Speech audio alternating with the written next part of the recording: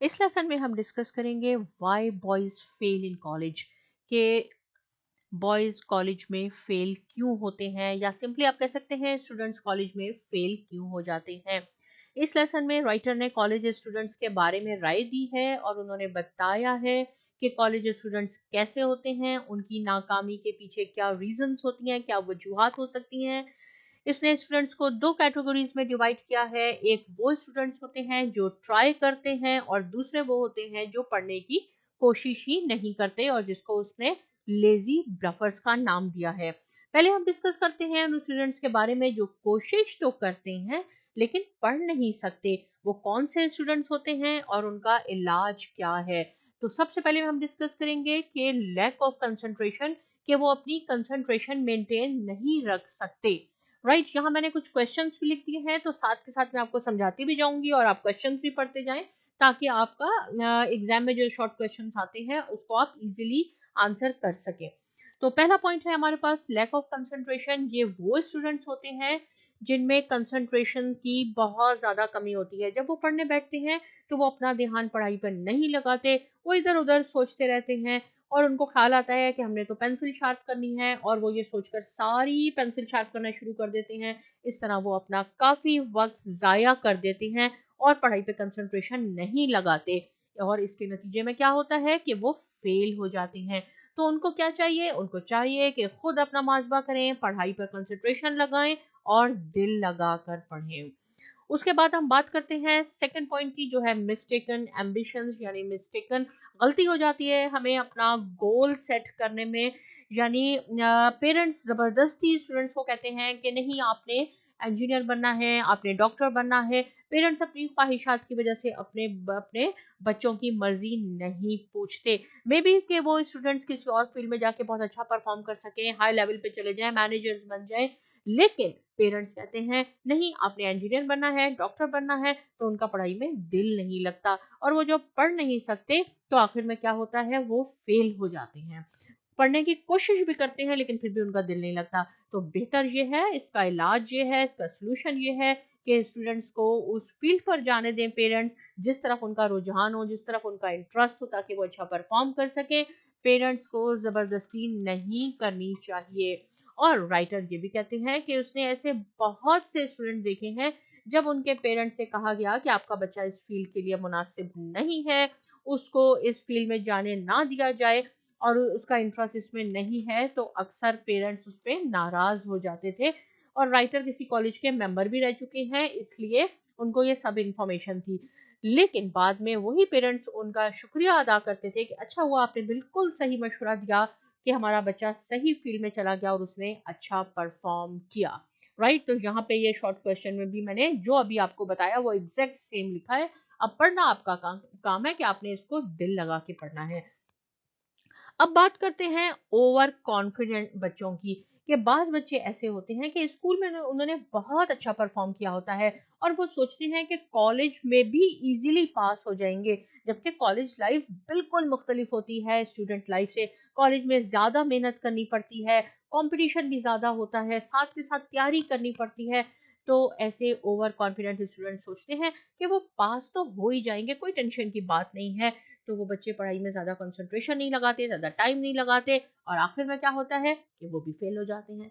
तो over confident student जो होते हैं ये भी बहुत खतरनाक चीज है।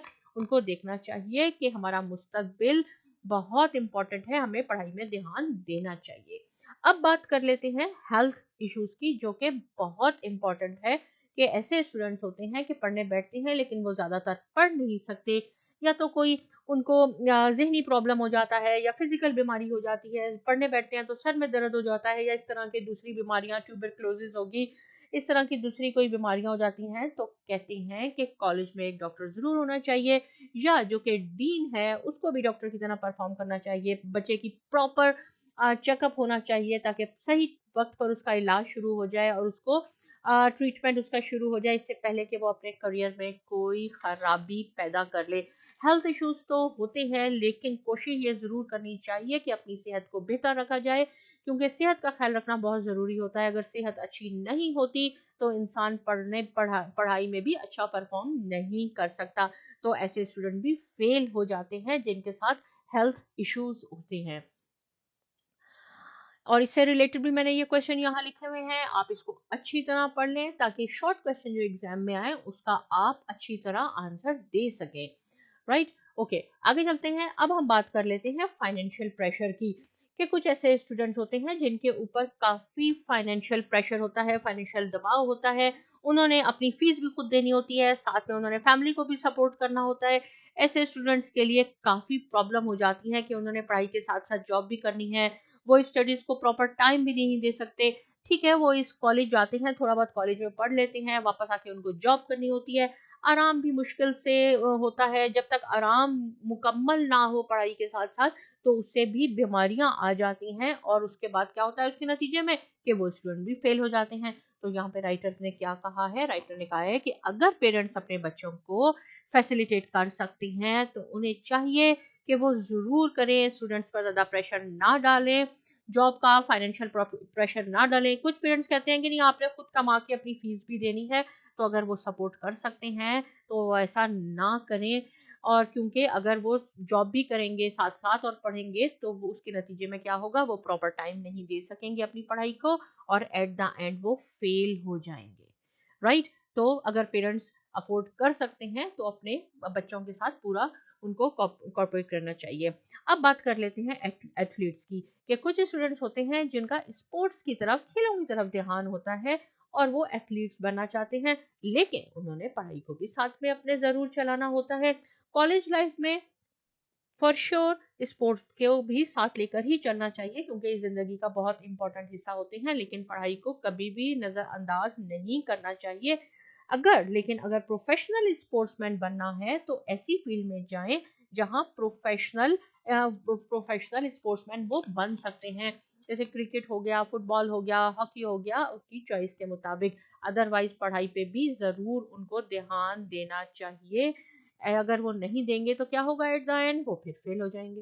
राइट, अब हम बात कर लेते हैं उन स्टूडेंट्स की जो कोशिश ही नहीं करते, जिसको राइटर ने लेजी ब्लफर का नाम दिया है, कि पढ़ाई की कोशिश नहीं करते, कॉलेज में सिर्फ एडमिशन सिर्फ फन करने के लिए और एंजॉय करने के लिए ही लेते हैं। तो उनके लिए ये रिकमेंडेशन है कि ठीक है, जब वो कॉलेज जाएं तो ये सोच के चले जाएं कि हम दोस्तों से मिलने जा रहे हैं, और अपने आप को थोड़ा फ्रेश रखें, आहिस्ता आहिस्ता उनका पढ़ाई में दिल लग जाएगा। लेकिन उनका तो मकसद ये होता ही नहीं है। उनका मकसद तो सिर्फ ये होता है कि सिर्फ वो हम इंजॉय करें, अपनी लाइफ को एंजॉय करें, कॉलेज लाइफ को एंजॉय करें, और एट द एंड क्या होता है कि वो भी फेल हो जाते हैं। तो बेहतर ये होता है उन स्टूडेंट्स के लिए कि ऐसे स्टूडेंट को निकाल ही देना चाहिए कॉलेज से, ताकि दूसरे स्टूडेंट भी उनको देख के उनकी तरफ ही रागिब ना हो जाए।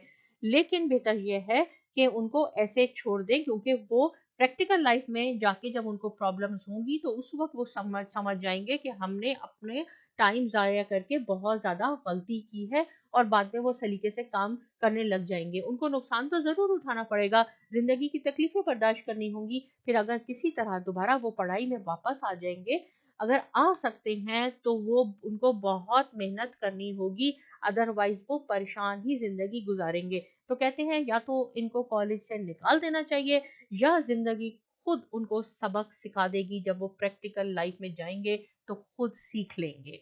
राइट, तो यहाँ पे सिर्फ मैं आपको ये सजेशन दूंगी, इससे आपके मीन्स इस लेसन से रिलेटेड नहीं है, कि प्लीज़ ये जो आपकी लाइफ है 25 ईयर्स तक आप ज़रूर इंशाल्लाह डॉक्टर, इंजीनियर, जो भी आपका गोल है वो आप बन जाएंगे।